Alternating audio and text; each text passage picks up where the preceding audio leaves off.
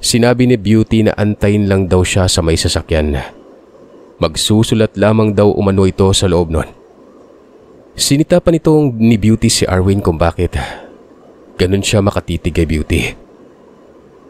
Ngayon ko lang kasi napansin na ang gaan mo makiusap kay Junie ate. Ay kanina pala iba ka rin makatingin sa kanya. Nagkakagusto ka ba sa kanya? Minura ito ng kapatid niya. Napapangiti si Junie sa mga sandaling ito. Sumibat kasing bigla si Arwin. Ito namang si Beauty nang mapatingin sa kanya ay yumuko na para bang nahiya. Ganun talaga si Arwin. Wala sa tiyempo lahat ng mga banat niya. Bagay na nakakainis talaga. Kapag kinausap naman umaalis na lang bigla. Matapos makapag-iwan ng sulat si Beauty at naibigay sa nakatoka doon ay umalis na sila. Patungong Valencia. Walang kibuan na siya namang nakakapanibago. Para bang ang dahilan ay ang pagbanat ni Arwin kanina. Nang makarating naman sa may bandang ibaba ng burol kung saan ang itaas ay bahay na nila Junie, hinanapan ng binata ng magandang pwesto ang patrol.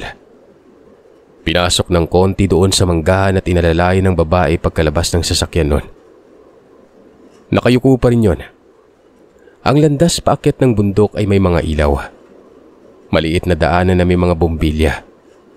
Ang makakadaan lamang dito ay yung tinatawag na tora-tora, yung motor na parang karwahe. Gulat na gulat si Sandra nang masilayan si Beauty. Dali-dali namang sinabi ni Junie noon na doon mananatili ang magkapatid sa loob ng ilang mga araw. Dadating mamaya si Arwin o hindi naman kay bukas na yun ng madaling araw. Napapangiti ang nanay Pasita. Hinakalang nobya ang babae. Hinasikaso. Naiya naman si Beauty noon. Kita naman sa uniform na no? Pulis po yan. Hindi ko yung kasintahan. Wala din akong hilig sa babae. Baka kung anong iniisip niya dyan ano nga pala yung pinunta ng magandang babae dito? Ano bang gagawin niya, Day? Pasensya na, hindi ako nakapaglinis. Sobrang abala kasi sa kadidispatch siya ng mga karning para sa merkado ng Dumaguete. Nay, may kaso kaming tinatrabaho. Tapos malapit lang dito yung pinangyayarian. Kung pwede po, huwag niyo na lang pong ipagsabi dun sa mga pinagkakatiwalaan niyo sa pagtitinda. Ang iingay pa naman ng mga yun. May makakain ba tayo dyan, ay? Umiling si Nanay Pasita. Hindi daw na ipaghanda ang babae. Mabuti sana kung alam niyang dadating ito. Ang pagkain na para lamang kay Junie noon. Pero huwag mag-alala dahil magluluto daw siya. Naroroon lang sa sala si Beauty. Nagbibihis naman si Junie. Si Sandra ay napansin ata na walang damit si Beauty para magpalit kaya tinawag niya ito. Doon mismo sa kwarto ni Sandra ay lumapit naman si Beauty noon. Sinabi ni Sandra na magbihis si Beauty na marami itong damit. Pero tumanggi ang babae gawa ng dadalan daw siya ng kapatid niyang si Arwin. Magbihis ka na lang, ma'am. Malay mo bukas pa yung kapatid mo. Tamad pa naman yun. Hindi ko nga alam kung sasama ba yun talaga eh. Nakita mo yung mukha, di ba? Parang duwag. Gadang hagrap permi ang yawa. Hindi na lang nagsalita si Beauty pero hindi na ito nakakatingin ng matagal kay Junie noon. Parang nga daw tinamaan ito eh. Oo, may paghanga siya sa babae at natural na yon kasi nga maganda naman ito pero hanggang dun lang. Pero sa mga puntong ito tila naanod na din siya sa diwa ng pag-ibig. Napapamura tuloy si Junie. Kung hindi lang dahil kay Arwin ay hindi naman sana magiging ganun si Beauty. Matapos makapaghapunan ay hindi talaga dumating si Arwin. Hanggang sa nakapagpasya na lamang noon na magpahinga. Si Beauty ay doon sa silid ni Sandra natulog. Kasama si Sandra noon. Si Junie naman ay napakahilig nito doon sa kamalig lang kung saan natatapat yun sa biranda nila. Gaya ng nabanggit ay nakadungaw ito sa kabayan. Tambayan talaga ni Junie dito at doon siya laging natutulog lalo na kapag naiinitan. Sa natatandaan ng binata, 12:00 pasadong. Nagising siya dahil nga nakakaramdam ng kakaiba sa paligid. At ang kakaibang nararamdamang ito, presensya ng aswang nakauri ng napatay niya. Kinabahan si Junie noon. Baka kasi natukoy sa kung sinong pumaslang doon sa kasama. Inaalam ng binata ang direksyon hanggang sa nagsisimula na umano noong umalinsangan. Natural na sa gabunan nito kasi nga napakainit talaga ng presensya ng gabunan. Mainit ang dugo at ito ang dahilan kung bakit laging nauuhaw din sa dugo ng kung anong hayop. Pwede ding sa tao. Tumayo na si Junie. Wala namang harang ang kamalig. Lantay lamang ito na may bubungang pawid. Ano kaya ang sadya ng mga aswang na to? Hindi ba umubra yung pagbura ko kanina sa mga bakas namin? Wika ni Junie sa sarili. Nagsimula na siyang maglibot-libot. Sobrang alinsangan na kaya alam niyang nasa malapit ito. Tinitingala din niya noon ang itaas ng mangga habang bitbit ang flashlight. Hanggang sa kumagaskas umano sa may bandang unahan. Tapos ay nagip ng flashlight ang isang gabunan na mabilis na umakyat ng puno. Kinuha ni Junie ang baril ni Arwin. Naroroon ito sa ibabaw ng kamalig inilagay. Katabi yun sa baril ni Beauty. Naroroon kasi tinago ang mga ito. Nagubad ng damit pang itaas si Junie. Nakasalawal na lamang ito nun. Tapos itong kwintas na may trespiko. Hinahalikan niya. Pagkatapos mahalikan at magmuni-muni ng dasal, hinipan niya na ang baril. Gabayan niyo po ako, Panginoon. Gawin yung sandata ng mga sugo ang hawak ko. Ano mang masasama na tatamaan, hindi mabubuhay. Naglakad ang binata. Nasa likod banda ang manggang inakyat ng aswang. Binaybay niya ang gilid ng bahay at napadaan pa ito sa silid ni Sandra. Hindi niya alam na gising pala si Sandra sa puntong ito dahil naramdaman din ng aswang. Mahinang sinitsitan ni Sandra si Junie. Tapos sinabing ilan daw sa pakiramdam ni Junie ang mga aswang na nasa paligid nun. Nagulat si Junie nang makita niya si Beauty na gising din. Itago mo yung presensya ni Beauty, Sandra. Baka kasi alam ng mga aswang na kami ang pumatay sa kasama nila eh. Nagulat si Sandra gawa ng hindi niya alam na nakapatay sila. Mamaya na ako magpapaliwanag. Alam mo namang nandyan si nanay eh. Ano kayong mangyari kapag nalaman yun, di ba? Itago mo yung presensya ni ma'am. Ma'am, kumalma ka lang po dyan ha. Sisipatin ko lang muna kung ano ba talagang sadya. Kung wala pang idea at hanggang sa pagmamasid lang, magiging lihim pa rin po yung ginawa natin. Hindi naman nagsalita si Beauty. Hindi na may pagkakaila ng pinupunti ni Junie ang tinatawag na sabulag. Tipikal na ito sa mga biyasang albularyo. Alam kong alam niyo na rin ito mga kagiliw, kaya hindi ko na ipapaliwanag pa. Dumiretso na si Junie. Habang nakahanda ang armas, nakatutok din ang ilaw sa itaas na mangga. Kapag sinunggaban siya nito, hindi daw siya magdadalawang isip na paputukan. Malapit pa naman umano sa bahay ng kaanak nila ang kinaroroonan. Mga ilang distansya lang ay bahay na ng tiya ni Junie. Noong natapat na siya sa nasabing mangga, nakita niya ang aswang. Nakapatong lamang sa isang sanga na hindi mo aakalaing nagagawa niya yon. Napakanipis ng sangang ito. Para bang napakagaan din ng nilalang. Magandang gabi. Pumasok ka yata sa baluarte ng mga albularyo. Napakalakas ng loob mo. Ano bang sadya mo dito? Huwag ka magkakamaling kumilos na hindi ko magustuhan ha. Nakikita mo naman siguro tong hawak ko, di ba? Hindi kaagad sumabat ang nilalang. Gumapang daw ito pababa matapos makalipat sa mas malaking sanga. Hanggang sa nakarating na ito sa lupa at tumayo ng maayos nun. Pero yung mukha ay nakasimangot at galit na galit. Ano na?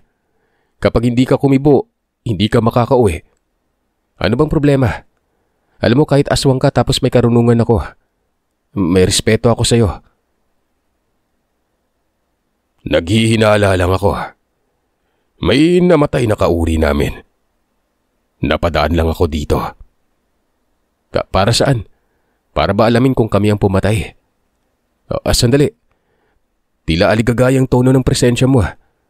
May dahilan ba kaya ka nagdududa? Kaiba yung pumatay sa tatay ko? Hindi. Wala akong kinalaman diyan. Biglang umalis ang aswang. Nagdududa lang pala yun. Naalarma siguro ng gusto ang buong angkan at paniguradong lahat ng mga yon nagsasaliksik din sa mga lugar para malaman kung sino ang tumira sa kanilang kauri. Kung tutuusin ay pwede namang patayin talaga ni Juni yun. Pabor na eh. Pero hindi maganda kung doon mangyari lalo't nasa lupain pa nila. Malamang pati ang mga kaanak nila ay may dadamay kapag gumanti na mga ito. Nagkunwari pang wala lang si Juni pero nanggagalaiti na ito noon. Bumalik siya sa kamalig. Naroroon si Beauty noon. Nasa biranda naman si Sandra. Hawak na ni Beauty ang sariling baril. Nagtanong naman si Sandra sa kung anong nangyari. Pinaliwanag lahat ni Juni. Nag-abiso din ito na huwag papansinin ng mga aswang na napapadaan gawa ng napakainit na ng ulo ng mga ito ngayon. Sabi naman ni Sandra, kaya daw sobrang nag-iingat siya sa bawat kilos niya. Dapat daw silang dalawa na lamang magkapatid ang gumalaw. Isinama pa umano yung mga pulis pabigat naman umano ang mga ito. Lalo umano kaming mahihirapan. Pwede ba Sandra? Magbigay ka ng respeto. Trabaho namin ito. Parte ng operasyon nito at karapatan ni Beauty yung harapin yung lahat. Mas kinahirapan ako ganun talaga yung trabaho Pwede puntaan mo sa likod. Alamin mo yung dinaanan ng aswang. Lagyan mo na lang ng orasyon nang hindi na bumalik pa. Huwag mong gagamitin yung orasyon ko Yun yung ginamit kong pambura. Baka matukoy nila lagot tayo. Hindi na umimik si Sandra. Sinunod nito ang kuya. Si Beauty naman ay animoy handa sa gera. Nakasuot ng malaking damit pero parang nakapanti lang. Iniinggansa pa nito ang baril na parang sinusuri kung hindi pa magja-jam. Lumabas ka pa talaga, ma'am. Doon ka na lang sana sa loob. Anong gagawin mo dyan sa baril? Hindi naman tatalab yan. Matulog na po kayo. Ano ba yung pinasuot ni Sandra sa'yo? Nako, mawalis ng hangin yan makikita yung kung ano dyan. Pumasok na po sa loob, ma'am. Malalamigan yan at baka mapanis pa. Hindi umimik si Beauty. Nakababa ang ilaw ng flashlight pero umaamag umano ang makinis at malusog na mga paa ng dalaga. Nagsungit bigla itong babae. Nagdadabog patungo sa loob ng bahay na akala mo'y mapapaputok pa ng baril. Napapatawa na lamang si Juni noon. Madaling araw, maagang nagising si Beauty. Hindi naman natulog niin si Juni gawa ng nag-aalala siya at baka bumalik ang aswang. Sa mga puntong yun ay baka gumamit pa ito ng abilidad na mahirap maramdaman. May mga kakayanan kasi ang mga gabunan sa ganito. Nagtanong si Beauty sa kung dumating na ba si Arwin. Pero wala pa. Inaantay din nun ni Juni. Sinuri pa ang patrol sa baba at baka naroroon lang pero wala pa rin. Gising na si Sandra at planong sumama. Nasabi na kasi ni Beauty ang gagawin nila kanina nung nabulabog sila. Hindi pa sumisikat ang araw. Nakapangape lang umalis na sila noon. Sakay ng patrol ay patungo na silang Pamplona. Pero sa bukid dumaan. Balak sanang iwan lang ang sasakyan para magalugad ang lugar kaso si Beauty din ang nagmungkahi na magpatrol na lang. Si Sandra na ang nag-abiso na malapit na sila. Nadaanan na nga umano nila noon ang bahay ng kilala niyang albularyo. Dito, pinarada na ni Juni ang sasakyan. Maliwanag na. Sa mga sandaling ito ay makulimlim ang kalangitan at malamig ang hangin. Tila ba may nagbabadi ang malakas na ulan. Maglalakad na lamang daw sila noon. Ayon kay Sandra, Siya na lang ang magsasabi kung saan banda siya tuboka noon ng naising tugisin ng mga nilalang. Hanggang doon lang kasi nga hindi naman niya alam kung saan ang lugar o lunggay. Pero daanan daw ito ng aswang. Hindi niya nagawang makausap ang kakilalang albularyo kasi dapat ay bukas ito. Para na rin malaman kung paano tuntunin ng mga aswang pero dahil nga dumating sila Beauty noon bahala na. Ako na, Sandra. Wala ka bang tiwala sa akin? Kung ano yung karunungan ng tatay, buo ko yung natutunan. Ikaw kasi puro ka nalang pasaway. Punta na lang natin yung sinasabi mong lugar at doon tayo magsisimula. Dapat hindi tayo abutin ng gabi Delikado kapag ganun. May kakayanan man ako at ikaw sa pagpatay ng aswang pero hindi madali kapag marami. Nasaan yung aswang pa lahat ng mga yon? Nakapantalon lang si Beauty. Pantalon na malambot at damit ito ni Sandra. Para bang rebelde. Mantakin yung ang haba ng baril na dala. Nang mapadaan pa sa mga kabahayan sila lang ang pinagtitinginan. Ang iba dito'y nagsara pa ang pinto na parang takot na takot. Pababa't paakyat ng bundok ang tinatahak nila. 2 beses tumawid ng ilog at may mga lugar na walang kabahay-bahay. Namamayani na doon ang nagtatayugang mga puno ng lawaan at mga nara. Napakasukal umano. Ni halos walang madaanan gawa ng napakasikip ng kakahuyan. Nakasimangot ang mukha ni Beauty. Animoy hindi nagugustuhan ng paglalakbay nilang yon. Hanggang sa bumagsak ang malakas na ulan kung kaya't napilitan silang sumilong sa isang malaking puno. Nakatagilid ito kaya kahit papano'y nakakatulong para hindi sila tuluyang mabasa. Matagal humupa yon. Katunayan ay inabot pa yun ng tanghali. Sabi pa ni Beauty palpak ang unang hakbang nila. Babalik na lang sila kinabukasan. Hindi naman nagsalita si Junie. Hanggang sa bigla na lang umanong pumitlag si Sandra na animoy nagulat. Sabi nito, nasa itaas umano, napadaan. Napansin ko, hindi ko inaasahan to Dapat nagpapahinga sila ngayon Paniguradong desperado sila makita yung pumatay doon sa kasama nila. Pero ayos lang, may araw naman, kaya may lamang tayo ng konti. Ay naman kay Sandra kung nagkataon na nakalimutan niyang itago umanong presensya noon, malamang ay malalaman na naroroon sila sa ibabalang ng puno. Wika naman ni Junie, kahit maramdaman ay ayos pa rin, kahit pa hindi itago. Mas mabuti umano yun ng makaalaman kaagad. Dagdag ni Junie, susundan nila kung saan patungo. Naligo na ng ulan sila noon. Nauuna si Junie. Kargado na ng dasal, ultimo ang baril niya. Kaya kahit anong oras ay pwede itong gamitin sa aswang. Ganon din ang baril ni Beauty. Pero hindi na kumikibo ang dalaga na parabang natatakot ito. Nakahawak pa ito sa damit ni Junie habang umaambante sila ng lakad. Pababa ito at patid ni Junie noon na natatapat na sila sa lugar kung saan ito na yung kinaroroonan ng bahay ng mag-asawa. Sa ibaba banda, doon pinatay ni Junie yung aswang kagabi. Ilang mga sandali pa, nagmungkahi si Sandra na hihiwalay siya ng landas, pero hindi siya lalayo. Maririnig lang siya kapag sumigaw. Hindi naman umimik si Junie gawa ng kahit papano'y may tiwala ito sa kapatid niya. Hindi ito kikilos ng hindi alam ang gagawin. Sila na lamang noon ni Beauty ang magkasama. Mga ilang minuto, bumungad ang 3 lalaki na may magkakaibang edad sa kanilang harapan. Basang-basa sa ulan ng mga ito at lahat ng mga yon, nakatitig sa dalawa. Hanggang sa nagsalita ang isa sa mga yon. Batid ni Junie na ito yung kagabi na nagmasid sa bahay nila. Pangalanan natin itong Diosdado. Hindi pala ito ganun katanda.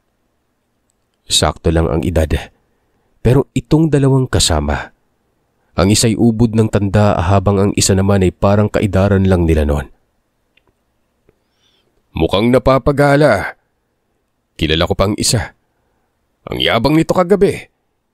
Ngayon ako naman ang magtatanong. Ano bang sadya niyo dito? Aswang ako. Tao pa rin. Yan ang sinabi mo kagabi sa akin, di ba? Kaya kung may respeto ka, bibigyan din kita respeto. Sino bang hinahanap at parang armado ata? Hindi ka pa ba nakakahalata? Mabuti at nagpakita kayo. Mahirap din sundan yung bakas nyo Maulan pa. Isang bagay lang ang dapat kong linawin. Sa pagkakaalam ko kasi kayo ang pumatay dun sa mag-asawa Kayo din bang pumatay sa tatay ko? Wala Pabor na pabor sa inyo yung lugar na to. Huwag niyong sabihing matatakot kayong aminin ng lahat. Sabi ko na nga ba. Ito na yung hinahanap natin. Ito yung pumatay sa anak ni Benjamin. Walang hiya. Dapat sinunggaban ko na pala kagabi. Kami ang pumatay. Maging sa tatay mo. Napakapakialamero kasi. Ano gagawin mo ngayon? Mahinang sinabi ni Junie na kumabig sa gilid ng puno itong si Beauty. Huwag lilingon sa likod dahil nga nasa loob umano sila ng linlang. Walang maglalakas loob na aswang na mapakita kung wala itong isinasagawa sa paligid. At kapag nagkamali ng galaw si Beauty, mawawala daw siya sa tabi ni Junie noon. Dapat ang mga mata, kung hindi sa kanya nakatuon, doon sa mga aswang na yon. Wag na wag lang gagawin ang paglingon sa likuran. Wala namang aswang ang nasa likod. Pero nililin lang sila. Matapos kumabig ni Beauty, kinasan nito ang baril niya at inumang talaga ito ng tutok sa mga nasa harapan nila. Samantala si Junie noon ay umaabante ng lakad. Nagmumuni-muni hanggang sa bigla na lang inangat ang baril at pinuntirya si Diosdado. Kinalabit ang gantilyo at halos sabay pa silang magpaputok ng baril ni Beauty. Tinamaan yung isa. Bigla kasing hinatak ni Diosdado at ginawang pananggalang yon. Kagad itong tumakas. Yung tinamaan ay yung ubod ng tanda. Yung binatang aswang ay kumaripas ng takbo pero nakaabang pala noon si Sandra. Napatigil yon at biglang napaluhod sa lupa at nagmakaawa na wag patayin. Hinabol ni Junie si Diosdado. Nakasunod naman sa kanya si Beauty na hindi na magkawari ang itsura. Panay tawag pa kay Junie at sinasabing baka daw may biglang sumunggab at hindi nila alam sa kung saan manggagaling. Gamay kong sistema ng lugar, ma'am. Sumunod ka lang kung gusto mong makatulong. Pero huwag kang lilingon sa likod Mahirap kasi dyan may baril ka pero wala kang karunungan. Hindi ka makakatakas sa pagkaligaw kapag nalingat ka. Mahabang takbuhan yon. Nagagawa namang makatagal ni Beauty kasi nga sakto sa training ang babaeng ito. Hanggang sa dumating daw sila sa may kabahayan. Panaka-naka pero may mga tao. Nagulat ang mga residente at nagsitago. Nagtanong si Beauty kung mga aswang ba ang nakatira. Ayon naman kay Junie, hindi lahat. Pakiramdam niya ay may dalawa na nakikibagay lamang doon sa lugar. Nung napagod na si Beauty, huminto ito at talagang parang hihimatay nun. Mantakin yung halos kalahating oras ding takbuhan ito. Si Junie ay hindi naman pinabayaan ng dalaga. Wala na daw sila sa gubat kaya walang dapat ipag-alala sa ligaw. Naniniwala si Junie na nakarating na sila sa kuta ng mga aswang. Ang dapat na lamang nilang hanapin ay sa kung saang bahay nakatira. Mag-ipon ka ng lakas. May ibubulong ako sa iyong orasyon.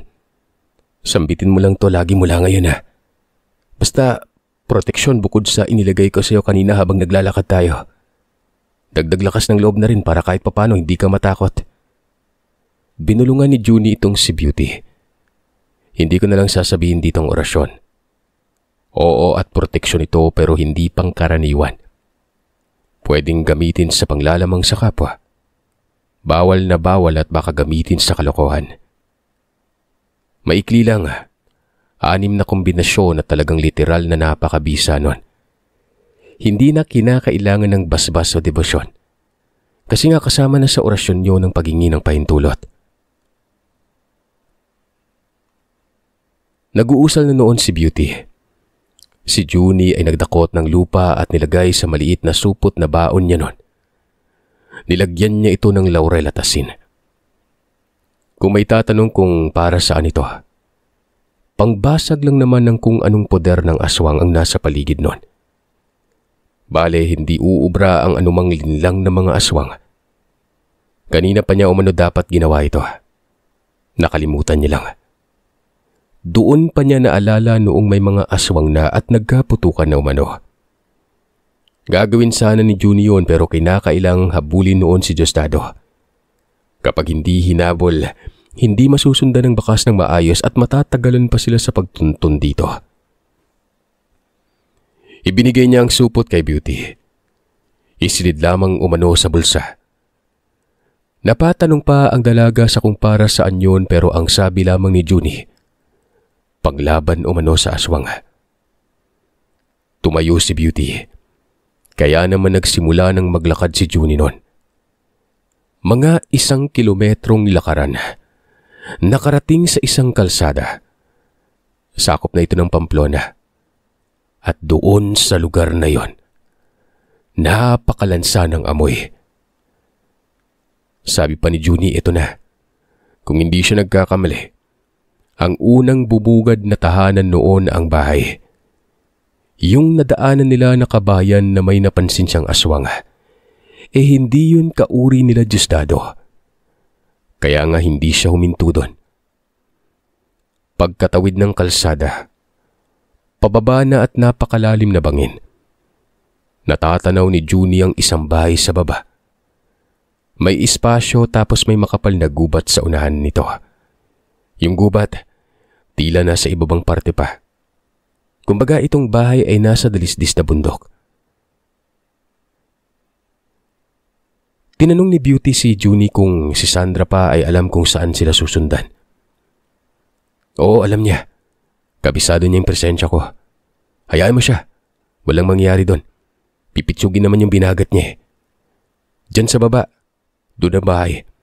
Yung makikita mong tao na sasalubong sa oras na patungo na tayo doon. Tutukan mo ng baril ha. Kapag nang laban, paputukan mo kaagad. Wala tayong dadakpin dito. Papatay natin lahat. Nang sa ganun, matahimik na rin ang lugar na to sa mga salot na yan. Hindi na umimik si Beauty. Nang pababa na sila, may daanan naman. Parang ahas ang porma ng daanang ito pababa. Wala namang nagpakitang tao o nakasalubong sila hanggang sa nakarating sila sa patagan. At nakabungad na ang nasabing bahay. Malaki, napakaluma at napakabaho talaga ng lugar. 2 palapag ang bahay na ito. Aakalain mong walang nakatira gawa ng napakataas na mga damo. Kinakapitan na rin ng mga baging ang bahay na yon. Tama si Junie. Yung gubat ay nasa may ibaba pa. Mula sa bahay na yon, mga 100 metro. Pangpang na naman. Pinasok nila ang bahay ng walang ano-ano. Ang buong baba ay puro sala lang. Mas lumala ang baho. Ultimong si Beauty ay nagreklamo. Pumanhik ng hagdan ng 2. Doon sa taas may 2 silid at naroroon si Diosdado sa isang silid nun. Nakasuksok sa sulok. Para bang batang paslit na napagalitan. Tinutukan ito ng baril. Pinapalabas ng bahay. Nakaangat ang kamay at sinasabing wag daw siyang papatayin. Hindi niya umano sinasadyang sabihin yung kanina. Tsaka wala daw siyang kinalaman sa pagkamatay ng tatay ni Junie. Maging doon sa mag-asawa. Biro lang umano yung mga nabanggit niya. Sinipa ni Junie ang aswang sagdan at talagang nalaglag ito. Ginulpe at sinasabihang sinungaling. Papatay na sana ni Junie ito nang makarating sa labas pero ganun na lang ang pagpigil ni Beauty. Pinusasan ang nilalang at sinabi ng dalaga na ikukulong nila yon. Paano kung hindi umamin? Wala pa tayong ebidensya. Ang sabi naman ni Beauty ay buhay naman umano ang magulang nung pinatay. yung tinungulungan ng tatay nito. Baka kilala nila ito. Sa oras na makilala sa anyong tao, matik tatakbo kaagad ang kaso at makukulong yon. Pwede mangyari pero makakatakas lang to eh. Hindi mo alam ang kayang gawin ng aswang. Sige na, mauna ka na sa kalsada. Ako nang bahala. Hindi kaagad nakapagsalita si Beauty. Para bang pinoproseso pa mga sinabi ng binata nun. Hanggang sa nakaintindi siguro yun kasi nga tumango ito at naglakad na. Itong si Diosdado ay pinaamin talaga ni Junie noon na nagtanong sa kung meron pang ibang kasama. Pero panay iling ang aswang. Pinaparusahan pa nga ni Junie ng orasyon pero walang inaamin. Bueno, sapat na yung mga inamin mo dun sa gubat para kitilin ang buhay mo. Matapos lang makapagsalita ni Junie, nag-usal lang ito ng pagkitil at gilit sa leeg. Hindi ginamit ang baril. Orasyon lang na pangpuksa sa mga masasamang nilalang. Tumirik ang mga mata ni Diosdado. Natumba sa lupa. Wala ng buhay. Inalis naman ni Junie ang poses at ginuyod niya ito at nilaglag doon sa pangpang. Pagkatapos noon ay umalis si Junie. Pagkarating niya sa kalsada ay naroroon si Sandra kasama ni Beauty. Tinapos din daw ni Sandra ang buhay ng aswang kanina. Ang sabi naman ni Junie, tingin niya marami pang kauri. Naniniwala siya doon kahit pa walang siniwalat itong si Diosdado pero hindi daw siya titigil hanggat hindi nauubos sa mga nilalang na yon. Imposible umanong walang mga pamilya yung mga pinatay nila. Mga lalaki yun eh. Malamang sa malamang. May asawa at mga anak. Tinanong ni Sandra si Junie kung paano kapag pumunta doon sa bahay nila. Binura mo naman na siguro yung bakas natin doon sa gubat, di ba? Sabi ni Sandra, hindi daw. Napakahirap. Umuulan. Paano mabubura? Kinakailangan pa umunong magsiga. Tingnan na lang natin kung may dadalaw pa. Ma'am Beauty, umuwi ka po muna sa inyo.